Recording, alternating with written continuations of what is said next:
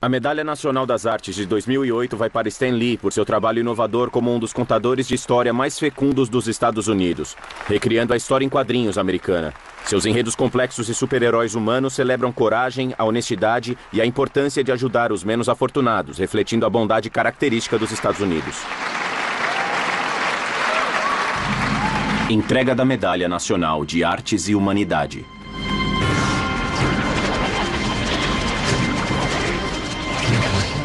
Stan Lee é colossal, assim como Walt Disney é gigante. Ele criou o Homem-Aranha, o Hulk, o Quarteto Fantástico, os X-Men e o Homem de Ferro. Esses personagens são maiores que a vida. O Stan Lee é um pioneiro no sentido mais verdadeiro. Sem ele, não haveria histórias em quadrinhos, nenhuma história da Marvel seria contada. Ele sempre se coloca nos quadrinhos. Ele se prende a todos os temas testados e aprovados, mas faz isso de um jeito que acho que ninguém mais fez. Stan foi, de fato, o primeiro escritor de histórias em quadrinhos que fez com que o ser humano por trás da máscara fosse mais importante que a própria máscara. O nome mais famoso na história dos quadrinhos americanos. Stan Lee. Stan Lee. Stan Lee. Stan Lee. O Stan Lee é muito quente. Ele já tem 86, mas eu pareço mais velho do que ele.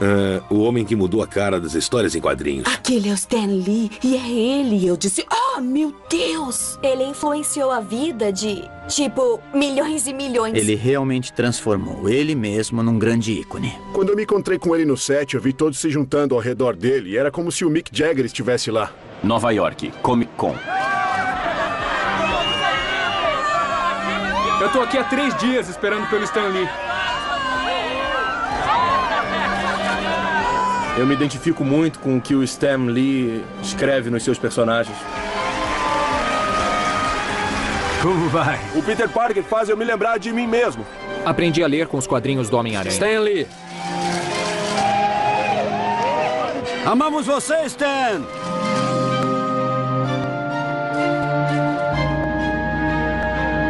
Senhor Stan Lee, será que eu posso tirar uma foto com o senhor? Claro que pode. Fique à vontade.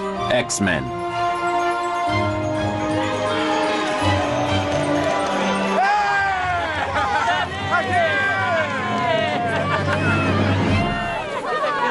Stan Lee, Oh, eu sou seu maior fã de todos.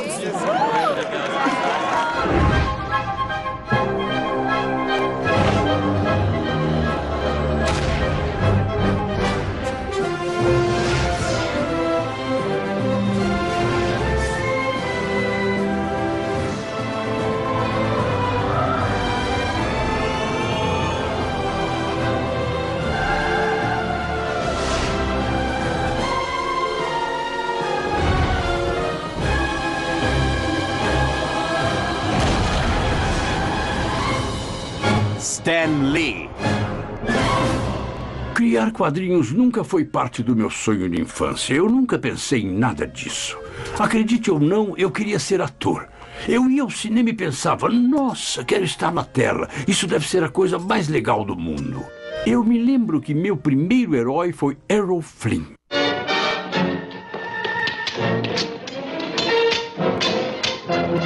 Eu estraguei seus planos? Minha educação foi nos dias de depressão. Terça-feira Negra, a queda da Bolsa de 29. Nós vivíamos no Bronx, na University Avenue. Nós morávamos num apartamento velho que, nossa, eu odiava. Meus pais dormiam num sofá na sala que virava uma cama de casal e eu dormia numa cama num quartinho.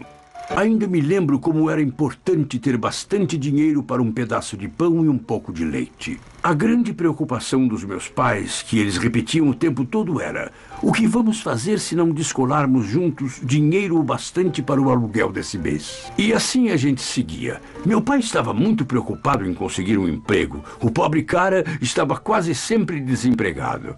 É por isso que eu trabalhava. Mesmo quando estava na escola, eu sempre tinha empregos de meio período. Aos 16 anos, eu trabalhei na segunda maior indústria de calças do mundo. Depois tive um emprego como porteiro em Nova York, no Teatro Rivoli, na Times Square. Entrei nos quadrinhos por acidente.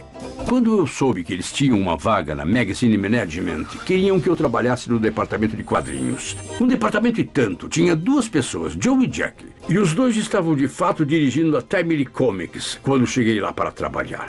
Jack era o artista e escrevia alguma coisa também. Joe era o principal escritor, mas também o editor, então era mais com ele que eu lidava. Ele me mandava buscar sanduíches ou pedia para eu encher um tinteiro. Quer dizer, fiz muitas coisas jornalísticas com ele. Eu me lembro do primeiro dia que ele veio aqui, ele veio ao escritório. Ele tinha uma flautinha, se sentava num canto e tocava. Aquilo deixava Jack Kirby louco. Quando ele chegou no escritório, nunca achei que daria certo. Houve uma época em que eles precisaram de alguém para escrever as 2 páginas. Cada gibi tinha que ter 2 páginas de prosa para ser aceito nos privilégios de 2ª classe dos Correios. E nós achávamos que ninguém lia aquela coisa. Então comecei a colocar o Stan para escrever essas 2 páginas. E eu pensei, uau, meu primeiro trabalho. Então escrevi um que chamava, eu acho, Capitão América, a Vingança do Traidor. O Stan tratou o assunto com muito respeito e passou a ser um escritor profissional. Meu nome na época era Stanley Martin Lieber. Peguei meu primeiro nome, Stanley, e cortei na metade. Eu não queria usar o nome Stanley Martin Lieber, porque eu estava guardando aquilo para o grande romance americano que eu acabei nunca escrevendo. Produzido e escrito por Stan Lee. Depois de cerca de 10 edições do Capitão América menos de um ano, Joe Simon e Jack Kirby de repente saíram da empresa e nós não tínhamos um editor. O Capitão América foi deixado na mão sem o seu redator e seu artista principal. Eu olhei em volta para ver quem ia substituí-los e percebi que não tinha ninguém. Eu era o único cara lá. Então o editor Martin Goodman disse, acha que consegue segurar o trabalho de editor, diretor de arte e roteirista-chefe até que eu ache uma pessoa de verdade? Eu estava com 18 ou 19 e eu disse, claro que posso. Foi mais porque ele estava lá e escrevia. Ele era do ramo, mas o principal foi que ele também reconheceu que Stan era um garoto brilhante que trabalhava por pouco. Então, por que não colocá-lo no comando? Eu escrevi muitas histórias do Capitão América, mas depois, no final, vários outros escritores vieram porque eu não tinha tempo de escrever tudo. Capitão América.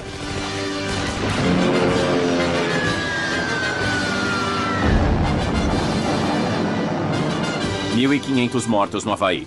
Estados Unidos declaram guerra. Os Estados Unidos entraram na guerra e os super-heróis foram para a guerra junto. Quem mais poderia ser o pior super-vilão do que os nazistas? Simon e Kirby foram os 2 primeiros a fazer de fato Hitler como o pior vilão do mundo. Caso do Esquadrão do Mistério.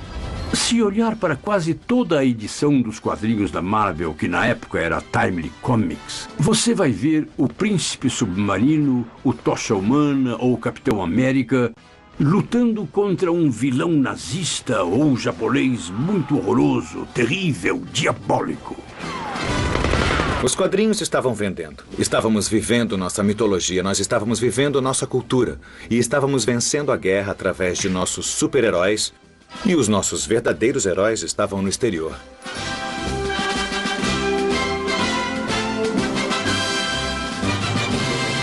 Eu acho que fiquei mesmo tão envolvido com tudo isso que quando vi eu tinha me alistado no exército. Stanley M., Serviço das Forças Armadas. Assinatura. Eu senti que nossa nação estava de fato em perigo. E eu não poderia conviver comigo mesmo se eu fosse um civil enquanto os outros estavam lutando. No exército fui classificado como roteirista. Eles me mandaram para campos diferenciados onde escrevi filmes de treinamento. Ele mesmo desenhou um panfleto sobre como não contrair doença venérea e eu diria que ficou muito bom. DST? Não em mim.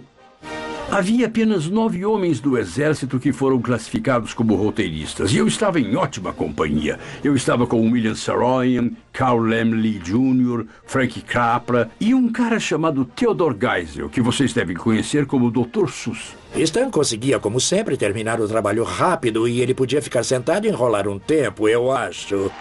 Japoneses desistem. É oficial, a guerra acabou. Paz. Após a guerra terminar, todos nós pudemos voltar ao normal. Todos acharam que seria a última guerra e que agora haveria paz no mundo.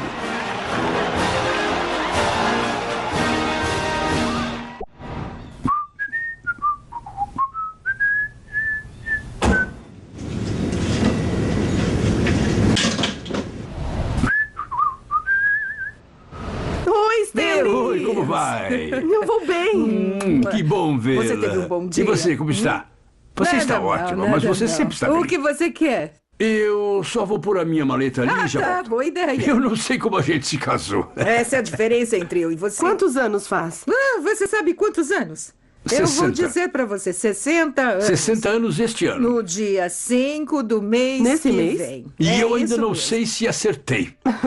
Eu posso também contar toda a verdade, nada mais que a verdade. Eu vim da Inglaterra no velho Mauretânia, na última das guerras adoráveis. Eu vim pra cá como uma noiva de guerra e me tornei uma modelo de chapéus. E Stan disse para um dos vendedores de lá, eu vou me casar com essa garota. E o rapaz disse, sem chance, ela é casada. E ele disse, não, essa é a garota com quem vou me casar. E 6 semanas depois eu estava torrando o dinheiro dele. Não consigo Vem, dançar. levanta. Eu não sei dançar, não vou fazer isso, não vou. As pessoas pensam que eu sou maravilhoso, não vou passar por isso. vamos. Não, não, por favor, não faça isso comigo. Vai em frente, só uma você é muito mexidinha. boa. Deviam tê-la visto há 60 anos.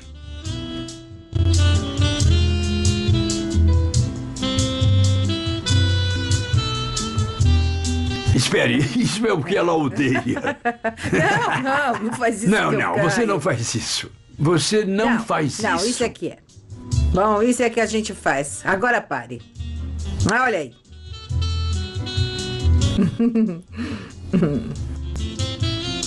Moça do corpo dourado, do sol de Ipanema, o seu balançado é mais que um poema. Tudo aqui é mútuo. Eu a amo e ela ama que eu a ame.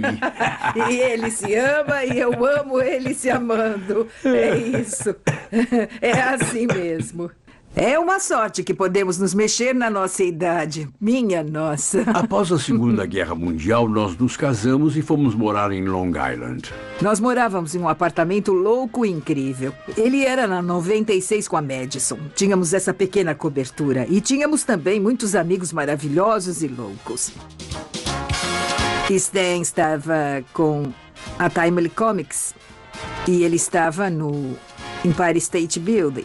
Eu me lembro de como era maravilhoso subir naquele elevador e ali estava o Stan com aqueles jovens fazendo esboços, rindo, conversando. Senhoras e senhores, bem-vindos à casa da Marvel Comics, o escritório dos loucos. Stan, eu sempre quis visitar o escritório dos loucos. Como é esse escritório? Bem, não tem muita gente normal. Era um escritório grande, pessoas entrando e saindo, alguns dos gigantes da indústria. E Stan tinha eles à sua disposição. Nós terminávamos uma revista completa todos os dias úteis. Quando eu descrevia o tipo de desenhos que eu queria, se alguém estava cheio de horror em alguma cena e o artista fazia assim, eu dizia, isso está bom, mas que tal... Que tal assim? Ele pulava no sofá, saía pulando e fazia a voz da tia May. Ele pulava em cima da mesa para atuar como ele queria que os heróis fizessem, e era um grande feito pular naquela mesa com tudo o que tinha em cima dela. Ele acreditava na abordagem do cinema mudo. Não faça nada ao meio termo. Se alguém for pisar na mesa, você não vai fazer assim, não. Não, você faz bang, smash. Era assim que ele faria. Então ele animava tudo o que queria fazer e dizia, faça o Dr. Doom desse jeito. Ele saltava para frente, pulava no sofá. Tem histórias no passado que eu fazia com o Stan, que as pessoas no corredor viram. O Stan fazendo uns movimentos na porta. Uma vez ele estava fazendo o velho golpe de quadrinhos, onde alguém o estrangula. Ele estava se estrangulando, se puxando. E todo mundo foi correndo para lá, achando que alguém estava atacando o Stan no escritório. Mas ele era muito alegre. Sabe, é engraçado. Algumas pessoas em algum lugar achavam que eu escrevia e desenhava. Achavam que as tiras eram só minhas. Mas elas não teriam sido nada se não fosse pelos artistas com quem eu trabalhei. Eu só colocava as palavras nas bocas dos personagens. Eu podia ter a ideia original, mas depois disso, o trabalho era uma parceria. Stan permitiu que os artistas fossem eles mesmos e acho que isso foi fundamental. Se der uma olhada nos créditos dos quadrinhos em 1950, boa sorte, quase não há créditos. Você não saberá quem é o escritor, não saberá quem é o artista. Stan fez com que todo mundo tivesse um crédito e ele começou a criar personalidades para essas pessoas. De repente eu era o dócil John. O Sr. Gene Cullen. O alegre Joe. O querido Dick Yeyers. O patife Roy Thomas. O Jack Kirby se tornou o alegre Jack Kirby. Você fazia parte do escritório, estava sendo alguém. Eu queria que os nossos leitores sentissem que somos parte de um grupo, de um círculo, que estávamos nos divertindo muito e que o resto do mundo não sabia disso. Então eu quis formar um clube. Dei um nome bobo, a MMS. A Feliz Sociedade Marvel que Marcha. A MMS quer você. A Feliz Sociedade Marvel que marcha. Tudo bem aí na Terra de Marvel? Olhem pra frente, é o Stan Lee falando. Você nunca deve ter ouvido uma gravação assim, porque ninguém seria louco o bastante para gravar com um monte de artistas meia boca. Então qualquer coisa é possível. Lee, quem o tornou um DJ? O alegre Jack Kirby. Diga algumas palavras para os fãs, Jackson. Algumas palavras. Olha, amigo, eu cuido do humor por aqui. Você está usando essas piadas há anos. Ei, por que toda essa agitação aí, Soul? Por causa do time do Steve Ditko, ele soube que você está fazendo um registro e ele está com medo do microfone. Será que ele vai pular pela janela de novo? Será que ele é o Homem-Aranha? Quer dizer que ele não é? Chega disso. Agora vamos todos voltar ao trabalho. E quanto a vocês, marchadores da Sociedade Marvel, bem-vindos! A Feliz Sociedade Marvel que marcha. O escritório se revela. No início do escritório, Jack Kirby desenvolveu a maior parte dos heróis da Marvel comigo. Jack desenhava como um diretor do filme. Ele não admitia desenhar nada chato. Em um curto espaço de tempo, de mais ou menos 5 ou 6 anos, o Stan Lee e o Jack Kirby criaram mais personagens bem-sucedidos do que qualquer pessoa ou que 2 pessoas juntas já criaram na história dos quadrinhos. Sempre me encantei pelo fato do Jack ter a imensa capacidade de criar tantos personagens variados e ainda assim fazer cada um deles totalmente diferente um do outro. Jack pegava o seu lápis e começava a desenhar. E desenhava com tanta certeza. Ele sabia exatamente onde cada linha estava indo. Não havia nenhuma hesitação. E funcionava perfeitamente. Era incrível. Eu consigo sentir a história antes. Conheço aquelas pessoas antes. Quando eu as desenho, elas já nasceram. E eu as desenho como gostaria que vivessem nessas páginas. Eu já havia trabalhado tanto com o Jack. Nós fizemos aquelas histórias de monstro, faroestes, guerra, fizemos de tudo.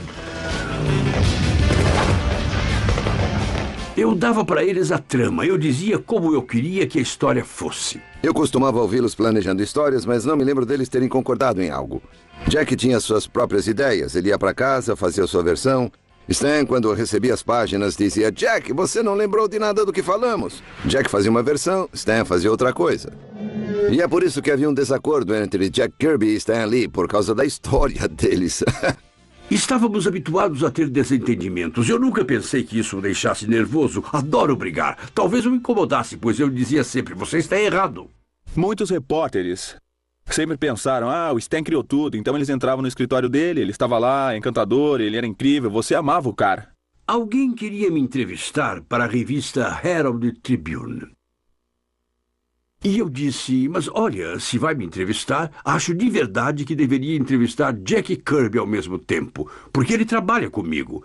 Então ele foi até o meu escritório e nos entrevistou. Jack me disse que ia ficar sábado à noite com a esposa dele e que logo de manhã iriam até a banca para comprar. As 5 primeiras colunas foram todas sobre mim e como eu era maravilhoso. Na 6ª coluna, eles começaram a falar sobre o Jack de uma forma pouco lisonjeira. Recebi um telefonema da Rose, a esposa de Jack. Eu não tinha visto o artigo e pensei que ela estava me ligando para dizer como foi legal e como estavam animados. Só que ela estava em lágrimas e disse como isso pode ter acontecido. Foi a coisa mais horrível, foi mesmo. Jack foi embora e eu realmente suspeito que pode ter sido pelo simples fato dele ter se cansado de sempre estar escrito nos créditos por Stan Lee e Jack Kirby o tempo todo e pode ter desejado sua independência. Pelo que eu sei, não há controvérsia. Quero dizer, ele foi o maior parceiro que um cara pode ter.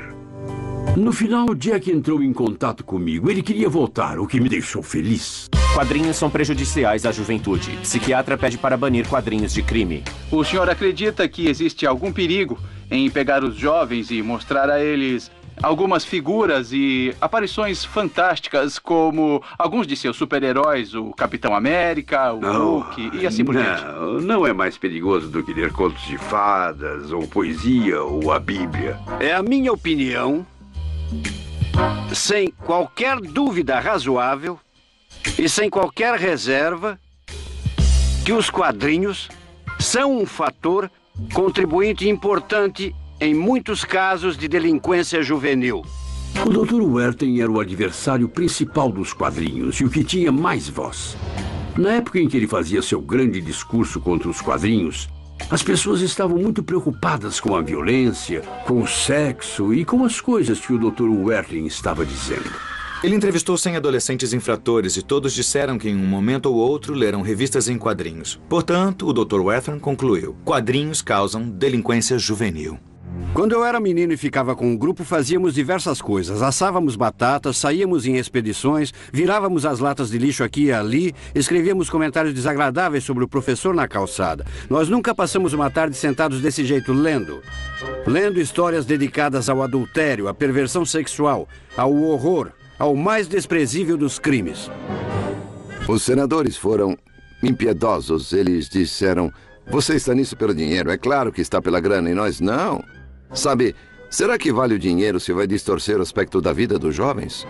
A Sedução dos Inocentes, por Frederick Werthen. Uma das minhas favoritas entre as acusações que o Dr. Werthen fez foi que os quadrinhos causam asma, porque as crianças se trancavam em casa para lê-los em vez de brincar ao ar livre. O fato dele ser um psiquiatra impressionou os pais e eles começaram a pensar: o que acontece nesses quadrinhos? O Dr. Werthen, de repente, deu aos pais uma resposta fácil. Não pense que você é um mau pai. São aqueles malditos quadrinhos que estão arruinando seus filhos. E as pessoas aproveitaram isso e entraram na onda. Os americanos estavam envergonhados com os quadrinhos. Eu e o Stan nunca dizíamos que trabalhávamos em quadrinhos. Eu dizia que era ilustrador e ele que era escritor. Nunca falávamos quadrinhos. Às vezes, algumas pessoas que não estavam muito familiarizadas vinham até mim e diziam: e o que você faz? Ah, cara, eu não queria admitir o que eu fazia, então eu dizia algo como: sou um escritor, e saía fora. Mas ele me seguia: o que é que você escreve? Eu dizia: histórias para crianças, e eu fugia de novo e ele me seguia. Que tipo de histórias? Em algum momento eu tinha que dizer quadrinhos. Nessa hora ele se virava e fugia, ia embora. Produtores de quadrinhos recebem aviso do governo. As editoras se uniram e contrataram uma psiquiatra, acho que o nome dela era Trulock, senhora Trulock, para chefiar uma organização chamada Associação Americana das Revistas em Quadrinhos. E eles seriam um grupo de autocensura. E eles garantiriam que não haveria nada que fosse proibido para crianças. Nada muito sexy, nada muito violento, etc. Você não podia vender um quadrinho se não tivesse um selo nele aprovado pelo Código dos Quadrinhos. A imposição do Código dos Quadrinhos criou uma abrandagem. Ele sufocou a criatividade. E os extremos que foram criados no Código, se olharmos para eles hoje, são de dar risada. A justiça sempre vence. Código dos Quadrinhos. Nenhum quadrinho deve explicitar ou apresentar os detalhes únicos e métodos de um crime. Cenas de violência excessivas devem ser proibidas. Ilustrações sugestivas de apelo sexual são inaceitáveis. Foi uma época incrivelmente frustrante também. Eu nunca conheci alguém que me dissesse: ei, você é o cara que escreve Millie, a modelo? Nossa, eu li aquilo e é ótimo. Nunca ouvi isso. Millie, a modelo. As vendas ficaram muito ruins e nosso editor, Martin Goodman, teve que parar um monte de histórias em quadrinhos. Levou cerca de 2 anos quando chegamos ao ponto em que nós íamos falir. E Martin falou: Stan, estou indo para Miami e gostaria que dissesse à equipe que vou ter que despedi-los. Essa era também uma das coisas que eu tinha que fazer. Aquele foi um dos piores momentos da minha vida. Porque eles não eram só artistas e escritores que trabalhavam para mim. Eram pessoas que eram meus melhores amigos. Quer dizer, eu conhecia suas esposas, conhecia seus filhos, sabia tudo deles. E eu falei: me desculpe, não temos nenhum trabalho para vocês por talvez 1 ano ou 2. Meu Deus, foi a pior coisa. Eu não tinha nenhum trabalho, não havia nenhum lugar para trabalhar. Então arrumei um emprego de guarda de segurança na General Foods. Eu tinha certeza em 54 que jamais voltaria a trabalhar com quadrinhos de novo. Nós nos mudamos para o Parque Avenue. Stan tinha uma pequena sala e ele estava por conta. Ele não tinha secretária e nenhum desenhista, ninguém para fazer as correções. Stan era praticamente o único funcionário em quadrinhos. Fazer quadrinhos era como estar no degrau mais baixo na escada da arte, por assim dizer. Lá estava eu, um homem maduro, estava nos meus 30 e fazendo coisas de adolescente. História em quadrinhos. Os meus vizinhos eram corretores, eram banqueiros, eram empresários, eram médicos, eram advogados. Eles não me levavam a sério. Que tipo de referência havia no fato de escrever quadrinhos? Então continuei a ficar lá, pois eu tinha uma esposa e um bebê, uma criança. Eu não sabia mais para onde ir, mas enfim, eu estava pronto para desistir lá pelos idos de 1960 ou 61. Eu fazia isso já há 20 anos. Eu disse à minha mulher, olha, tenho certeza de que tem alguma coisa que eu posso fazer. Vou tentar escrever um romance ou algo assim. E ela disse, Stan, se quer desistir, por que primeiro não faz um quadrinho do jeito que gostaria? Para um público mais velho. E o escreve da maneira que sentir vontade. Saia do seu óbvio. O pior que poderá acontecer é você ser demitido, mas já quer desistir mesmo. Quando Joan disse, por que não faz um quadrinho do jeito que queria fazer, era como se uma lâmpada acendesse na minha cabeça. E eu senti, pelo menos vou sair do óbvio. E depois eu desisto ou serei demitido. Martin disse para mim, por que não faz um livro com um monte de heróis? Então eu pensei, tudo bem, vou arrumar um grupo de heróis, mas dessa vez eu queria fazê-los do meu jeito. Eu queria escrever coisas que atraíssem pessoas mais velhas também. Se eu tivesse um superpoder, de jeito nenhum que eu ia usar uma máscara e não ia querer que as pessoas soubessem quem eu era. Eu ia falar para todo mundo, olha para mim, posso fazer coisas que você não pode, sou melhor do que você. E aqui está o meu nome, se não acredita. O Quarteto Fantástico. Foi ali mesmo, naquele momento, com o número 1 do Quarteto Fantástico, que a era dos quadrinhos Marvel começou. E no que Stan Lee tornou-se o começo. 1961.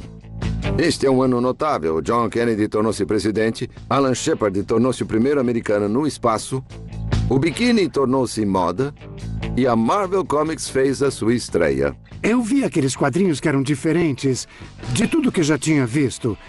As páginas eram recheadas de energia.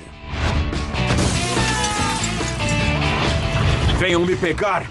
Super-heróis de quadrinhos até 1961 eram personagens mais fracos.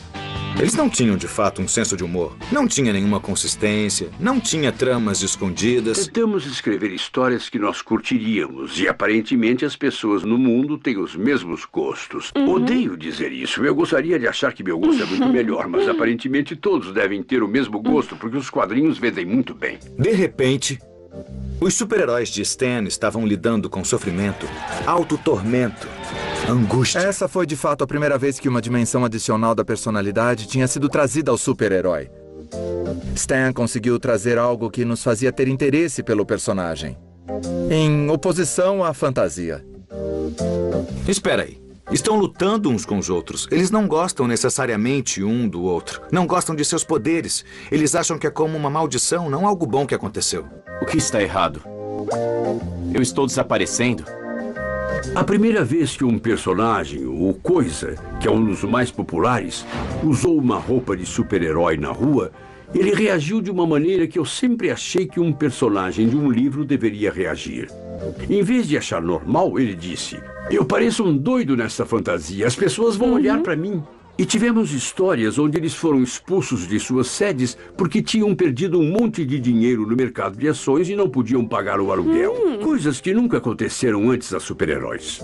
Eu não vejo nenhuma razão para os nossos super-heróis, como o Quarteto Fantástico, viverem em cidades como Metrópolis ou Gotham City. Por que eles não podem viver em Nova York, sabe? Eu conhecia Nova York, então decidi por lá. Eu podia escrever confortavelmente sobre a cidade. E quando iam ao cinema, por que não iam para um cinema na Broadway? Por que não ir até o Radio City Music Hall? E quando Tocha Humana, que era uma adolescente Johnny Storm, queria um carro esportivo, não iria comprar um V8 Whiz-Bang. Eu dei a ele um Chevy Corvette. E então, de novo, tentei fazer as coisas o mais realista possível, mesmo essas histórias sendo histórias de fantasia. As coisas explodiram na Marvel, tanto quando ele estava fazendo isso no início dos anos 60, quanto no final de 1960. O distribuidor, que era a DC, basicamente disse à Marvel: vocês estão vendendo tão bem que estamos fazendo mais dinheiro com vocês do que com nossa editora. Nós vendemos cerca de 60 milhões de cópias de revistas por ano. Acho que isso dá 5 milhões por mês. Quando passamos para DC, eu quase caí duro. A DC era o Cadillac da indústria. Eu não podia acreditar. Em 1961, com os quadrinhos do Quarteto Fantástico, aquilo cresceu exponencialmente. Foi absolutamente um milagre. Eu diria que dos anos 60 aos 70 foi quando eu curti o negócio dos quadrinhos mais do que já tinha curtido. 61? Foi o Quarteto Fantástico. Em 62 foi o Hulk. E o Homem-Formiga? Thor. O Homem-Aranha. Em 63 teve... O Sargento Fúria. Homem de Ferro. O Homem Gigante. Doutor Estranho e... Os X-Men. Os Vingadores. Em 64? Em 65? Nick Fury. Em 66? O Surfista Prateado. Foi como se estivéssemos num rolo e nada pudesse nos parar. A radicalização dos super-heróis, loucos por quadrinhos. Quadrinhos mais que um negócio divertido. O homem por trás do Homem-Aranha na Marvel Comics. O que deixa Stan feliz, paz e sossego. E o computador dele.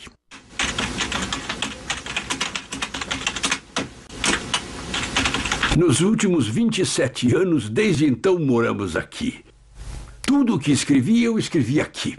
Aqui é onde eu trabalho. É um espaço funcional que tem todas as coisas que eu preciso para trabalhar. Eu gosto porque é confortável, quer dizer, eu tenho a minha copiadora lá, minha máquina de fax aqui, o meu computador ali e uma pequena poltrona para sentar se eu quiser ler um livro. E tenho minha mesa para escrever as coisas, e é isso, é só o que eu preciso. Minha mulher odeia essa sala com um ódio que desafia a compreensão. Porque eu não a deixo decorá-la. Ela não é muito feliz com essas coisas lá em cima, as minhas pequenas caixas com suprimentos. Ela odeia todos os fios atrás desse computador. Ela detesta essa sala. Nós temos boas brigas. Nada que chegue a ser violento. Mas sou muito mandona e ele é bem mandão. E estamos sempre querendo ganhar um do outro. Uma das piores brigas que nós tivemos... Não me lembro o que eu disse ou fiz, mas você ficou com raiva. E você se lembra, eu tinha uma linda máquina de escrever Hamilton. Portátil, silenciosa. Minha mãe comprou para mim. Eu a tinha há anos. Escrevi algumas das minhas primeiras histórias nela. Então essa é a máquina onde eu escrevi o Quarteto Fantástico, o Homem-Aranha, o Hulk e os X-Men. E você ficou com raiva de mim sobre algo que eu disse. Porque você agiu com estupidez. Deve ter dito algo como: Joan, como pode ficar aí, seu idiota? O sol está na direção errada, ou algo assim. Por que isso a deixou nervosa? Eu não tenho ideia. De qualquer maneira, não importa o que eu disse, ela levantou aquela máquina de escrever assim. Meu coração estava na boca e eu fiquei pensando: ah, não, ela não vai, ela não faria, ela não vai. E ela jogou no chão. E a máquina se espatifou em milhões de pedaços.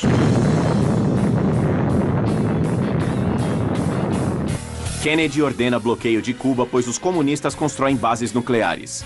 Os anos 60 foram a era atômica e as pessoas começaram a construir abrigos nucleares em seus quintais. Eu me lembro que morávamos em Long Island na época e havia 1 ou 2 vizinhos nossos que formaram equipes de construção e fizeram esses abrigos de cimento reforçado, portas pesadas que fechavam o abrigo e os abasteceram com água e com todo tipo de enlatado. E iriam ficar ali se alguma bomba atômica ou míssil fosse lançado. As pessoas estavam mesmo com medo de serem mortas, queimadas vivas, ficarem desfiguradas, e todos estavam envolvidos na ciência e na fissão nuclear. Então, quando eu criei o Hulk, eu queria dar-lhe uma base científica.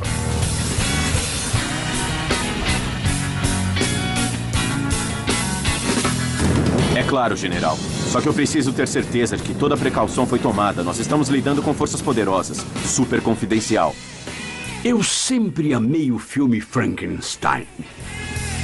E eu achava mesmo que o monstro era o mocinho. Ele não queria machucar ninguém, ele só queria ficar em paz. Mas aqueles idiotas com tochas o perseguiam para cima e para baixo, pela colina e pelo campo. Ele sempre teve minha simpatia. Eu também sempre gostei do Dr. Jekyll e do Sr. Hyde. E eu disse, e se o meu monstro pudesse ser um cara como o Dr. Jekyll? E quando ele se tornasse um monstro, fosse como o Sr. Hyde? Então pensei que psicologicamente poderíamos nos divertir com esse tipo de história. As duas entidades dessa pessoa e os dois se odiando e querendo destruir um ao outro. Você não pode odiar isso. O Hulk é um cara que tem uma espécie de alma perdida, não tem nenhuma conexão, não se lembra de onde veio, está basicamente procurando por alguém que goste dele, para ser legal com ele, porque ele é um cara legal. Se pudessem confiar nele, eu poderia revelar meu segredo. O Stan chegou e, com sua opinião sobre super-humanos, ele prestava muito mais atenção ao humano do que ao super. Ele fez os personagens reais.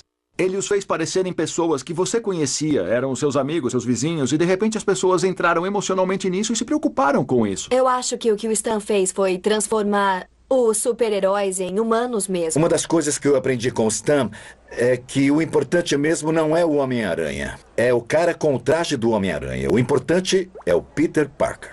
Peter Parker devia ser um homem qualquer, ou um jovem qualquer, com todos os conflitos, incertezas e confusões que qualquer jovem tem. O Peter Parker é um garoto normal do Queens, que é estranho socialmente, tem problemas com garotas, tem problemas de dinheiro. Tentei colocá-lo no mundo real e dar-lhe o tipo de coisas com as quais leitores normais poderiam se identificar. Ele tinha unhas encravadas, a roupa dele rasgava enquanto estava lutando. Foi muito fácil para mim me identificar com Peter Parker, porque tudo que eu tinha que fazer era pensar em coisas que aconteceram quando eu era jovem. Por exemplo, eu poderia ter um grande encontro com uma garota que eu gostava muito, sem saber que eu ia ter um ataque de alergia naquela noite e estaria espirrando em todo lugar. Ou que haveria outra menina que eu queria muito causar uma impressão, levá-la para jantar. Então, no caminho de casa, eu perceber que não tinha dinheiro suficiente para o táxi. E você imagina a grande impressão que causaria em um encontro se tivesse que levá-la para casa num metrô lotado. Então, não foi muito difícil para mim inventar coisas para o Peter Parker. Eu só tinha que pensar nas coisas que aconteceram comigo. O Homem-Aranha é o Stan. Eu enxergo isso perfeitamente. Todas as coisas que Stan sente moralmente. A frase do tio Ben. Tudo isso é a atitude do Stan. É parte da sua humanidade. Sempre senti pena dos super-heróis.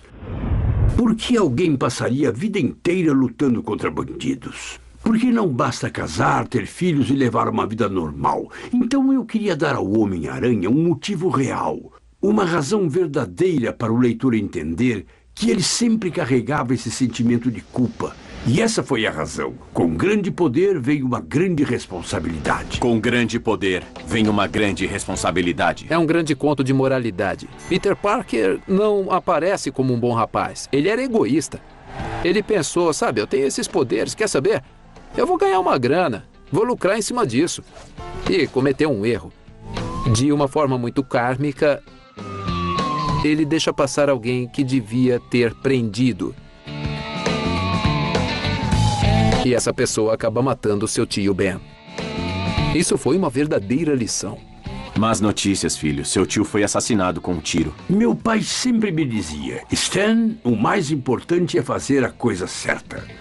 E eu costumava escrever, se tratar as pessoas do modo como quer ser tratado, não poderá haver nada de ruim no mundo. É daí que veio, da natureza da pessoa que escreveu o Homem-Aranha e tudo isso. Então, como eu tive a ideia do Homem-Aranha? Eu já disse isso tantas vezes em tantos lugares que, pelo que eu sei, pode até ser verdade. Eu estava tentando pensar em um novo personagem. E, obviamente, uma das decisões mais importantes a tomar seria qual é o superpoder que o personagem tem. Nós já tínhamos o homem mais forte do mundo, alguém que podia voar e assim por diante. O que foi que restou? E então vi uma mosca na parede e eu pensei, uau, não seria legal se eu tivesse Um personagem que pudesse grudar na parede como um inseto. Então eu disse, é o que vou fazer, mas eu precisava de um nome. Os nomes são muito importantes.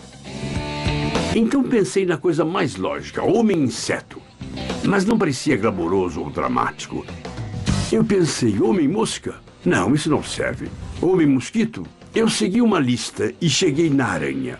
Homem-Aranha. Eu não sei porquê, mas pareceu dramático, assustador. Eu gostaria de ler algo chamado Homem-Aranha. O incrível Homem-Aranha. Quem não gostaria de balançar numa teia e grudar na parede? Tá brincando? Eu tenho 46. Se eu pudesse fazer isso amanhã, eu sairia do topo do prédio todos os dias dizendo: eu sou o Homem-Aranha. Tentei me chamar de co-criador desses personagens. No Homem-Aranha, eu tive a ideia. Então, primeiro dei o roteiro para o Jack Kirby desenhar. E Jack desenhou as primeiras 2 páginas. Eu olhei por cima do ombro dele e disse, espera aí, Jack, você ainda está fazendo muito glamouroso. Então eu disse, esqueça, Jack, vou dar para outra pessoa.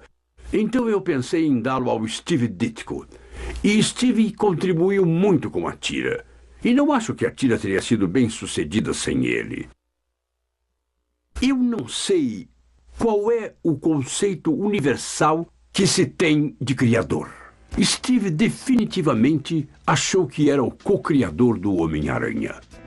E depois que ele me falou, percebi que significava muito para ele e estava tudo bem para mim. Então eu disse, tá bem, vou dizer a todos que você é o co-criador. Isso não o satisfez, então lhe mandei uma carta e declarei por escrito. Para quem possa interessar, isso é para declarar que considero Steve Ditko como o co-criador do Homem-Aranha junto comigo, ou algo assim. Eu mandei para ele e disse, pode mostrar isso para quem quiser. Steve, na verdade, ainda vive em Manhattan, Nova York, e quando fui para lá há alguns anos, nos encontramos e discutimos sobre fazer uma tira de novo algum dia. Talvez a gente ainda crie algo e surpreenda o público. Eu adoraria isso. Quando é o dia dos namorados? 14 de fevereiro. Daqui a 12 dias. Por que ninguém nunca diz o que a sua esposa deu pra você no dia dos namorados? Por que ninguém nunca Bom, disse ela isso? deve estar fazendo compras, tentando entender isso. Isso é um grande problema. Ele é o homem mais romântico do mundo. Feliz aniversário para Bella Joan. Eu queria dar-lhe o mundo. Mas não estava à venda. Não sei escolher perfume porque sou um homem. Não posso tentar comprar joias. Minhas escolhas seriam um desperdício. Eu sou um burro sobre roupas e você tem muitas. Então, tudo que posso fazer e tudo que posso dar é meu amor. Feliz aniversário, Bella Johnny. Desculpe, não posso continuar. Eu adoro você, a minha esposa. Minha esposa é de verdade a melhor pessoa do mundo. Ela tem muito mais talento do que eu. Ela canta, dança, foi atriz, modelo. Sabe, é uma história engraçada. Quando eu casei com ela, ela estava atuando, cantando e tinha uma grande carreira pela frente. Mas naqueles dias os caras eram muito machos. E eu disse para ela quando nos casamos, se é minha esposa, não vai trabalhar. E ela disse, tudo bem. E foi a coisa mais estúpida que eu já fiz. Ela poderia ter me sustentado todos esses anos. O Stan tem uma história que ele conta. Se quiser ser bem-sucedido e próspero, faça dívidas. E o jeito de fazer isso é se casando com uma mulher que gasta muito. E ele disse que a Joan Lee é responsável por metade da produção dele, porque se ela não entrasse em tanta dívida, ele não teria tanta motivação para produzir a sua obra. Então as dívidas do Stan Lee o tornaram o homem mais rico do mundo. E a Joan é responsável por isso. Minha filha não é sensata e prudente, e eu também não. Nós gastamos o dinheiro dele alegremente. Como é ter um pai que é o rei dos quadrinhos? Bom, ele é... Como eu posso dizer? Ele é imbatível. A sua imaginação, sua criatividade, o seu brilho. Não tornou fácil para os outros homens que eu conheci em muitos aspectos. Agora eu posso parar de te beliscar. Mas eu... E quanto isso custou? É uma fortuna. Viu essa nova roupa que ela está usando? Não, eu sou a maior fã dele. Eu sou a maior fã. Com certeza, eu sou a maior fã. Agora eu vou lá fora dizer para minha filha que a atriz se portou muito bem. Isso foi bem colocado. De todos os personagens... Sempre foi. De todos os personagens que seu pai criou, qual o seu favorito? Eu. Isso foi melhor ainda. Essa é ótima. Que danada. Eu sou um escritor. Minha esposa cuidou da maior parte da formação cultural dela. E ela cresceu maravilhosamente. Ela é uma mulher linda, talentosa. É uma designer de joias, uma artista. Foi uma atriz. Temos muito orgulho dela. Nós tivemos outra filha que não sobreviveu. Nós a chamamos de Jen, porque a Joan achava mais próximo de Stan. Joan preparou todo o quarto. Ele estava lindamente decorado. Então ela viveu cerca de 7 dias e morreu. Mas nós nunca, na verdade, falamos nisso. Interessante, nós nunca falamos muito sobre a Jen. Eu a vi uma vez, eu insisti para vê-la e ela era pequena, menor do que Joan. Sei. Uma bebezinha bonita. E eu nunca vou esquecer, porque eles estavam tão empolgados e diziam: ela tomou um pouco de água hoje, ela comeu um pouco disso hoje. Fiquei lá uns 8 dias que ela ficou na incubadora. E a enfermeira que estava lá veio e disse: a neném morreu. Eu tirei as minhas trompas. Eles fizeram isso e o meu médico não só as amarrou, pois as trompas podem ser ligadas, mas ele as cortou para que não pudessem ser desfeitas. Tentei adotar e não consegui. Eu não pude adotar um bebê judeu, pois não sou judia. Eu não podia adotar de uma família católica porque sou episcopal. Naquele determinado momento não podia. Não dava para adotar em nenhum casamento misto na época. Tudo o que tinham que fazer era vir e olhar como vivíamos, olhar a minha filha, ver a minha esposa com a nossa filha, olhar para mim. Mas eles só a investigavam, falavam com ela e ela voltava para casa aos prantos. Não se lembra de como estava irritada quando chegou em casa e disse: não vou mais passar por isso, passar pelas entrevistas que você tinha aqui. Sim, você esqueceu? É isso Cara, mesmo. E como você me deixou nervoso. Como eu educaria a criança. Parece haver uma qualidade na natureza humana que, se todos tiverem a mesma religião e todos viverem no mesmo país, provavelmente as pessoas de cabelos negros vão odiar as loiras e talvez os ruivos sejam evitados. Eu não sei, parece que algumas pessoas precisam se sentir superiores às outras e não se gostarem. O trabalho dele foi um símbolo da época em que ele estava, porque ele pegou muitas coisas que aconteceram e as fundiu nos seus personagens. Uma coisa que eu percebi é que não havia muitos super-heróis negros. Então eu criei o Pantera Negra. Stan estava lá desde o início, com o Falcão, com o Capitão América, com o parceiro do Capitão América. Era uma coisa totalmente nova. São coisas incríveis, temas surpreendentes para lidar em histórias em quadrinhos. Nos X-Men, eu acho que a minha intenção foi mostrar que o mundo nunca tolera totalmente pessoas que são diferentes. Então, aqui ninguém poderia ter sido mais diferente do que esses 5 ou 6 mutantes que eu criei. E, na verdade, nós mostramos que as pessoas os temiam e depois, pouco a pouco, começaram a odiá-los porque eles eram diferentes. Eu acho que a maneira com que o X-Men prega a tolerância, que a comenta, é muito descarada. Sabe, é tudo sobre os marginais e eles falam sobre isso e se unem e prevalecem. Embora sejam perseguidos, também são tolerantes com os seus perseguidores. Sejam humanos ou mutantes maus. E dessa forma eles pregam a tolerância mesmo como vítimas. Muita gente, sabe, se sente e cresce se sentindo diferente.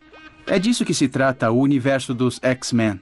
A diferença. Conforme eu crescia e me sentia como um marginal, embora eu acho que todo adolescente se sinta assim, talvez uma fantasia pessoal seja, e se minhas fraquezas ou coisas que me fazem diferente me fizessem forte? E esse é o tipo de mensagem central dos X-Men. O que torna os X-Men heróicos não são tanto seus superpoderes, mas a sua causa. E o seu foco que é vamos nos abraçar e aprender com a individualidade a viver um com o outro. Mas foi um tema sutil que estava por baixo, pois o tema principal era a emoção, a aventura e a cor. Se as pessoas entendessem o tema, bom, eu sei que ainda seria uma boa tira. É algo que ninguém pode tirar dele. As coisas que os personagens podem fazer, obviamente, atraem especialmente os jovens.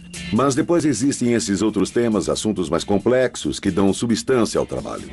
E conforme os anos 60 começaram a se tornar os anos 60, onde os temas de alienação, aceitação e sentimentos contra o complexo industrial militar se tornaram mais e mais importantes para uma cultura juvenil crescente, ele realmente virou tudo de cabeça para baixo de novo. Naquele tempo, todo mundo estava cansado do complexo militar industrial.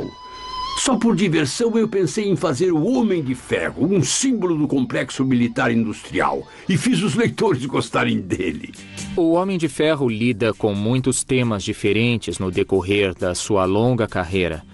Tudo desde a bênção misturada de uma nova tecnologia maravilhosa, mas perigosa, e ele lidou também com o alcoolismo. Stan continuou abordando os problemas do cotidiano, temas polêmicos, questões pessoais e a angústia que os adolescentes têm. Então decidi ter uma coluna todo mês, onde eu conversaria com os leitores. Chamei de Palanque do Stan. E eu falava sobre qualquer coisa que me ocorresse, sobre política ou sobre escola. Ele estava incluindo os leitores em tudo o que fazíamos. Ao longo dos últimos anos, a Marvel Comics se tornou o material de leitura mais popular em praticamente todos os campos das faculdades dos Estados Unidos hoje. Senhoras e senhores, no próximo segmento da transmissão, vamos falar sobre histórias em quadrinhos, eu acho. Há anos percebemos quanta influência os quadrinhos da Marvel realmente têm sobre as pessoas. Nossos leitores vão desde os 6 anos de idade até, como mencionei, a faculdade e além dela. Eu diria que esse é o meu principal objetivo. Elevar os quadrinhos ao ponto deles serem um meio de comunicação respeitado e que não sejam pensados somente como algo para crianças. Se quer voar pelas estrelas, então pilote você a nave. Você sabe que não pesquisamos o suficiente os raios cósmicos. Eles podem matar no espaço. Então é por isso que ninguém pode ficar contra ele. A revista de humor da Universidade de Califórnia, The Pelican, recentemente chamou os quadrinhos da Marvel de a maior revolução na literatura no campus desde o Nu Desdobrável. Uma vez por ano recebíamos uma carta e alguém escrevia: "Ei, comprei um de seus quadrinhos e faltava um grampo, quero meu dinheiro de volta." Eu corria pelo escritório com essa carta na mão. "Recebemos uma carta de um fã."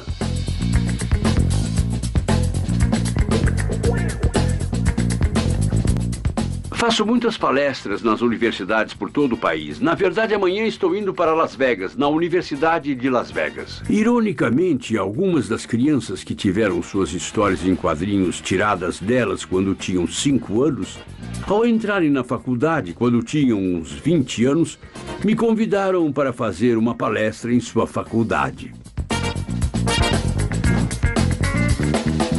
Eu tenho uma pergunta para você.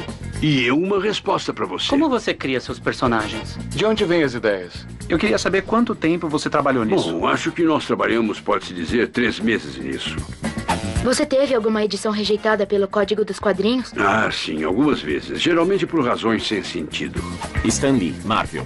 Universidade de Yale. Senhor Homem-Aranha na Universidade Columbus. Stan Lee, domingo 24 de novembro.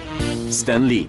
Olá, amantes da cultura. Eu ia falar por talvez uns 20 minutos ou o tempo que era, mas então, a coisa que eu mais gostava era a hora das perguntas e respostas, que eu fazia não para aumentar o conhecimento deles, mas para aumentar o meu. Sempre que eu saía de uma dessas palestras, eu sabia mais o que interessava aos nossos fãs do que antes de ter começado a palestra. E eu tentava levar esse conhecimento para o escritório comigo e usá-lo. Pouco a pouco eu descobri que os universitários faziam mais perguntas sobre o surfista prateado do que qualquer um dos nossos outros personagens. E eles diziam: Stan, você estava interessado em fazer um personagem que encarna a filosofia judaico-cristã e blá blá blá blá blá blá, coisas que eu nem tinha pensado.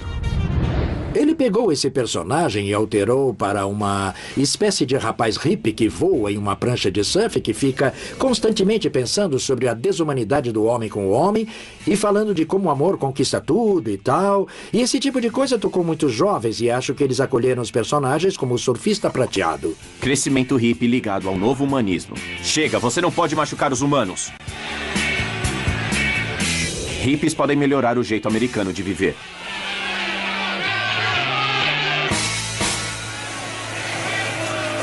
A Marvel Comics começou a assumir uma personalidade e eles começaram a ver que havia um cara por trás dessa coisa toda.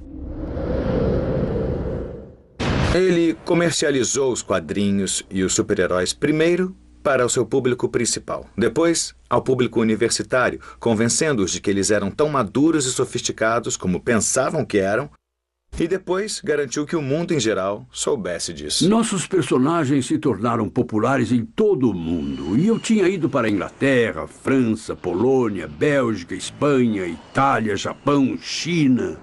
E comecei a passar menos tempo no escritório. Eu não via muito os escritores. Ele teve que colocar o Thor, o Homem-Aranha, o Quarteto Fantástico para outras pessoas escreverem. E esses quadrinhos nunca tinham sido, pelo menos o Homem-Aranha e o Quarteto Fantástico, nunca tinham sido escritos por outra pessoa. Estou me dedicando somente a tentar levar a empresa para outros campos. O cinema e a televisão. Eu tinha ido para a Califórnia a negócios e ia ficar por um dia, passar a noite. E eu pensei, essas pessoas não percebem que estão vivendo no paraíso, o clima, a vastidão. E eu pensei, como posso mudar para Los Angeles quando tudo na Marvel está em Nova York? Então eu disse ao pessoal da diretoria, sabe, por que não montamos o nosso próprio estúdio em Los Angeles? E eu mesmo faço o supremo sacrifício. Eu mesmo vou enxotar a minha família e nos mudaremos para lá, para garantir que tudo dê certo. É o mínimo que posso fazer para a empresa. Bom, eu acho que todos choraram na sala. Você faria isso por nós, Stan? Então, eles me mandaram para cá para ajudar a estabelecer a Marvel Produções, um estúdio de animação. Eu mudei com minha esposa e filha. Nós vendemos tudo em Nova York e estamos aqui desde então. Hollywood. Acordo entre Marvel e NBC. Editor da Marvel ainda faz grandes planos. O Vingador de Capa mira as telas. Editor da Marvel se concentra em TV e cinema.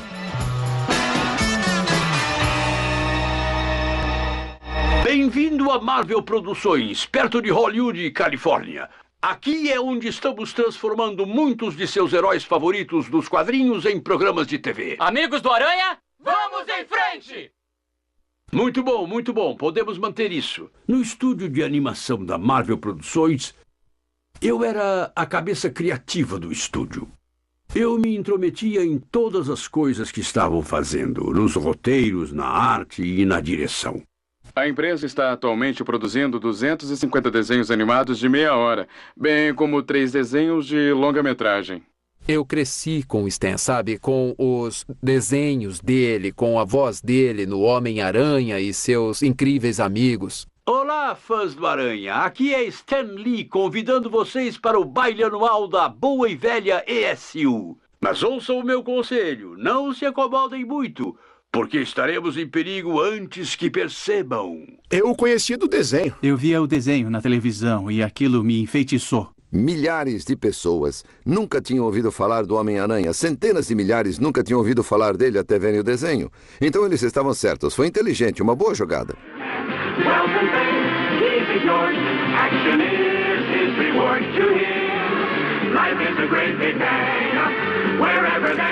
Seu vizinho amigável, o Homem-Aranha.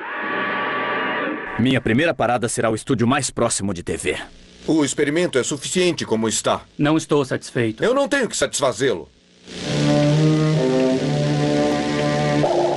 Nós fizemos uma série de TV do Homem-Aranha. Não havia coração para a série. Um vilão fazia alguma coisa e o Homem-Aranha virava o Homem-Aranha, perseguia o vilão e o pegava. Subia num prédio e era só isso. E depois dos primeiros episódios percebi que não estava indo a lugar nenhum. Eu convoquei uma reunião e a fizemos no canal. E eu pensei que essas pessoas eram sinceras e que queriam de fato ouvir as minhas opiniões do que eu achava que estava errado e como a série poderia ser melhorada.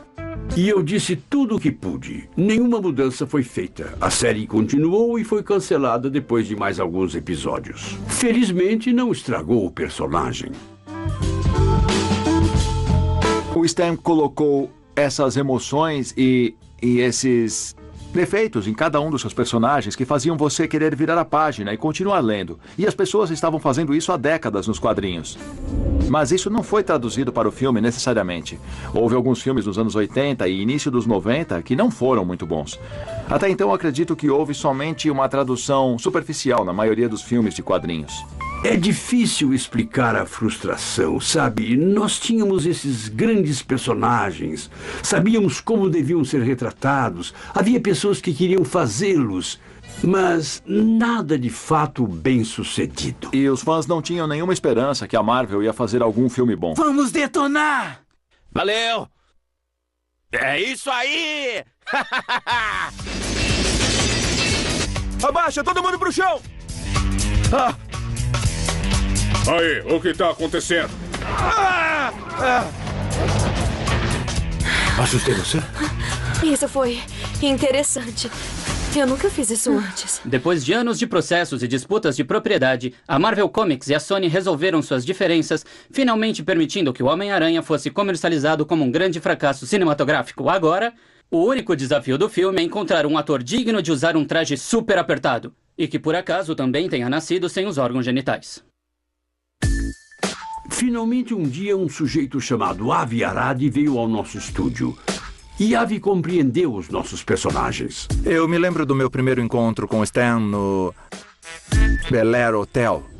E ele me disse, todos disseram que vão deixar os filmes fora disso. E ele tinha perdido a fé de que essa coisa poderia ir ao próximo nível. Houve falsos começos. Fazer um filme é complicado, bem caro. O que funcionou para nós é que há uma nova geração inteira de cineastas que realmente se ligaram em entrar nos negócios dos quadrinhos. Vai virar ator, hein? Não. Eu soube que você estava aqui e eu disse, eu não ligo, eu tenho que falar um oi para ele, eu amo ele. Eu te amo, você é como um santo, você é como um pai para mim. Sam Raimi e esse cara fizeram o Homem-Aranha. Não poderia ter sido o que foi sem esse cara aqui. Obrigado. Tobey Maguire. Eu não tinha nenhuma dúvida de que esses quadrinhos se tornariam o entretenimento mais poderoso e empolgante que o mundo tem a oferecer nos dias de hoje. Quando a tecnologia chegou a tal nível que poderia ser possível retratar esse universo de uma forma que ia funcionar com o público. Um dos filmes que todo mundo está ansioso para ver este verão é o X-Men. Vai ser nesse esquema? X-Men é basicamente uma história em quadrinhos na tela? É o primeiro personagem da Marvel que terá um filme de grande orçamento, um grande filme. Uma reunião foi marcada com o pessoal da Marvel e o Stan Lee apareceu na reunião. Ele estava tão entusiasmado. Então eu pensei, bom, eu vou descobrir como honrar aquilo que ele criou com tanto entusiasmo. Tudo o que diziam sobre o primeiro X-Men foi negativo. E você lia nos discursos, é um filme da Marvel, dá pra saber que vai falhar. Até que saiu o filme e a opinião das pessoas também não mudou e lançou a era dos filmes da Marvel que estamos agora. Em boas mãos com os mutantes. Depois de 30 anos de batalha, os X-Men dominam a América. Heróis dos quadrinhos com super músculos. Como trazer os quadrinhos de heróis à vida.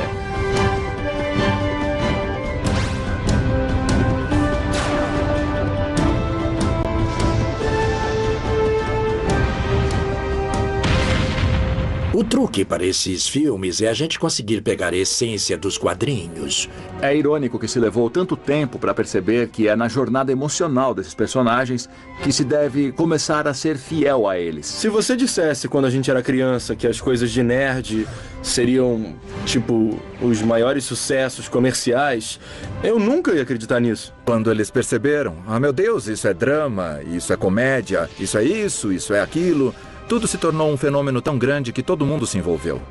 A decisão de Stan Lee de ir a Hollywood valeu a pena. O Homem-Aranha, o herói de ação. Dobrando sua teia por 3.600 telas de cinema. O dono da bilheteria. Foi o filme mais rentável desse ano.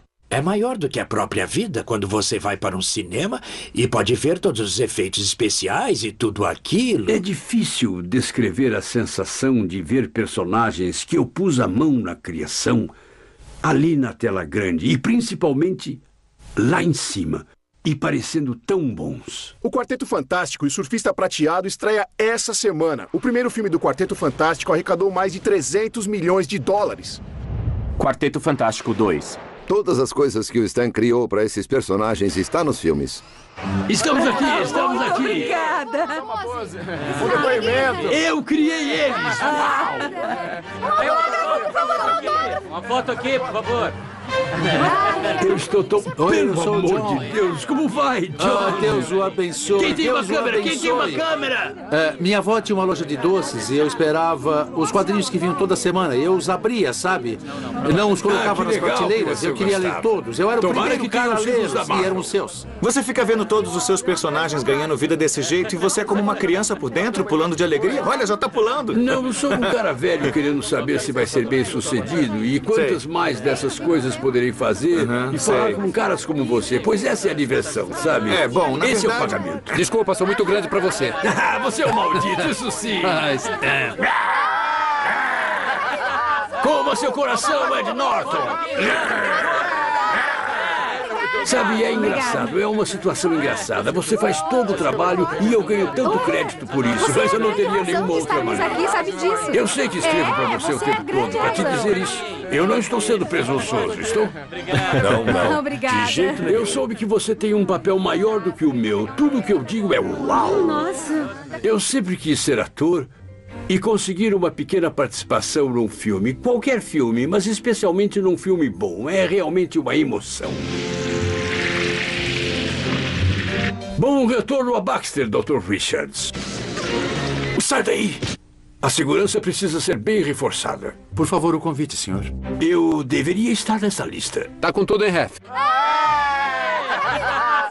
Sabe, acho que uma pessoa só pode fazer a diferença. Já disse muito. Há 1 milhão de anos, quando eu estava escrevendo esses quadrinhos, eu nunca suspeitei que um dia eu estaria andando por um tapete verde e sendo entrevistado e com gente dizendo como se sente. Ninguém se importava como eu me sentia naquela época. A Marvel está se preparando para fazer muito mais. O Capitão América, o Thor, o Shield, teremos o Homem-Formiga. Acredita, até o Homem-Formiga. Você criou tantos personagens como Jack Kirby. O que ele pensaria de tudo isso? Ele ficaria emocionado, ele ficaria encantado. Eu sinto muito que ele não esteja aqui para ver tudo. Jack foi uma das pessoas mais talentosas e legais que eu já conheci. Quando Jack Kirby morreu, foi quase inacreditável, porque sempre houve um Jack Kirby e ele sempre foi o rei dos quadrinhos, até onde todo mundo sabia. E eu não podia imaginar não tê-lo por perto, não tê-lo desenhando. Ele era certamente um dos melhores artistas do ramo, se não o melhor. O Sr. Kirby, que criou ou ajudou a criar quadrinhos clássicos como personagens de livros, o Hulk, Capitão América, Thor e muitos outros. Não havia nada que o Jack não tenha feito, não tenha conseguido. E ele nunca fez menos do que o seu melhor. Ele era também um dos mais amáveis, mais cooperativos, mais úteis, mais decentes seres humanos. Foi uma grande perda quando Jack se foi. Foi difícil porque ele significava tanto para mim. E eu sabia o que tinha perdido.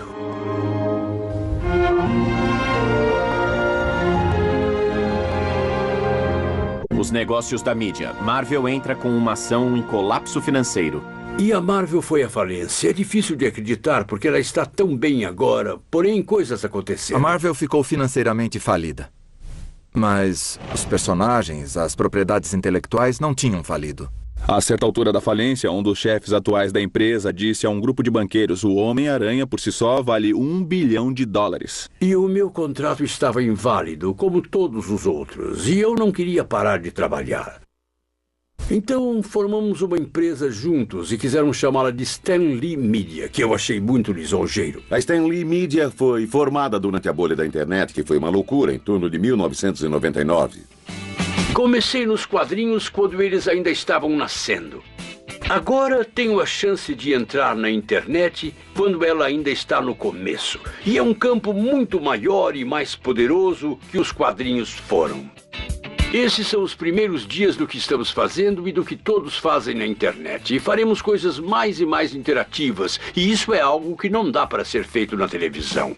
E estamos só começando. Acho que tomaremos conta do mundo, não acham? Stan é um cara de ideias. Ele é um gênio criativo. Palanque online do Stan Lee.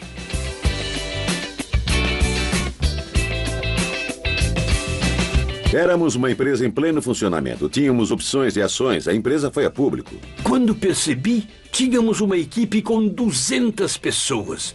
E estávamos fazendo grandes coisas. Nunca me diverti tanto. A Stan Lee Media passou uma fase ruim no ano de 2000, quando diversos executivos da empresa foram indiciados por fraudes no mercado de ações. Pegos pela malha fina, 4 sendo acusados no caso de fraude da Stan Lee Media. Federais investigam as finanças da Stan Lee Media. Advogado extraditado do Brasil volta aos Estados Unidos por acusações de fraudes. Peter Paul, réu. Em 98, eu e Stan Lee cofundamos a Stan Lee Media, como uma empresa de entretenimento e de marketing global baseada na internet. Após isso, eu e os outros enganamos o público investidor com relação ao meu controle de ações e a demanda do valor de mercado das ações comuns da Stan Lee Media. Stan é o criador consumado. Ele não tem nada a ver com o negócio financeiro. É possível que tenham se aproveitado. Foi uma terrível bomba para mim, especialmente porque as pessoas tinham investido na empresa e ela tinha o meu nome. Foi de cortar o coração. As pessoas começaram a ir embora, então foi muito difícil. Todos estavam tristes, então a gente não queria ir, a gente queria continuar trabalhando. Oi, Anthony, aqui é o Stan. Eu só queria dizer pra você como me sinto mal pelo modo que as coisas ocorreram. Eu não esperava que fosse acontecer tão cedo ou do jeito que foi. Ah, cara, me sinto terrível sobre isso. E eu só queria dizer que foi um prazer trabalhar com você. Você foi ótimo. A Stan Lee Media não teve sorte, mas esse foi só um pontinho na tela do radar. Mesmo aos 84 anos, ele ainda está chegando com as ideias de super-heróis na sua nova empresa. Pau Entretenimento, o fornecedor das maravilhas. Pau Entertainment. Pela primeira vez eu teria condições de fazer qualquer coisa que eu quisesse. Podia ser filmes, programas de televisão, DVDs. Nós podemos fazer e estamos fazendo. Os novos personagens que Stan criou para a Pau ainda têm muito da ênfase original, nos problemas e sinceridades e que ele tinha quando criou algumas das suas obras anteriores. Mas o mundo de hoje pode ser um pouco mais ousado, a cultura é um pouco diferente e a diferença entre heróis e vilões não é tão clara. Nós temos 3 filmes em desenvolvimento na Disney. Mickey vai desenhar 3 do Lee. Lee prepara o plano do Mickey. Ainda me preocupo bastante em escrever as coisas e garantir que alguém se importe com isso. Stan, você está fazendo isso há tanto tempo e tem sido tão bem sucedido. Algumas pessoas se perguntam por que não se aposenta e tira umas férias? Por que continua fazendo isso? A palavra aposentar é palavrão. Sabe, a maioria das pessoas quando se aposenta diz: enfim, vou ter chance de fazer o que eu sempre quis. Mas eu estou fazendo o que eu sempre quis. Estou trabalhando com artistas, escritores, diretores. Eu estou trabalhando em coisas criativas. Estou me divertindo, quero dizer. Não me castigue me fazendo aposentar. O Incrível Homem-Aranha. Agora que os quadrinhos são tão bem sucedidos e os filmes são tão grandes, imaginam que isso foi um sucesso do dia para a noite. Eu digo para você que é o mais longo dia para a noite que alguém poderia ter. Apesar de todos os seus sucessos e reconhecimento, Stan é, na verdade, um cara normal. Ele, de fato, é o cara que você reconhece por trás da máscara de todos os seus personagens. Eu fiz tudo o que queria fazer. Eu queria escrever e eu escrevi. Eu queria fazer mais filmes, mais televisão, mais DVD, mais internet. Eu queria fazer mais palestras. Eu queria fazer mais de tudo o que eu estou fazendo. O único problema é o tempo. Eu só queria que houvesse mais tempo. Cavaleiro Negro, X-Men. Histórias de suspense, Vingadores, Homem-Aranha. Quarteto Fantástico, Hulk. Surfista Prateado. Todas essas coisas maravilhosas que eu tenho, eu poderia nunca tê-las. Você acabou de perceber isso? Eu que sei, vem porque de você mim não é e- extravagante. A única coisa que extravasa Eu não posso é que... me dar ao luxo de ser extravagante não, olhe com você. pra câmera. A única extravagância... Espera, desculpa, querida. Eu não estava olhando para a câmera. Eu estava olhando para cá. eu não vi. Nunca dirija o mestre. Agora inicie de novo, Agora se quiser. vamos deixar isso bem claro, tá bom? Você De ainda não modo percebeu? algum, pense que você é o mestre. Joan. Espera. Quem manda aqui sou eu. É a minha palavra. Agora vem que eu quero te mostrar outra coisa que eu comprei, Stan. Passei 60 anos mimando essa mulher. Tente me impressionar. Eu tento, mas não consigo.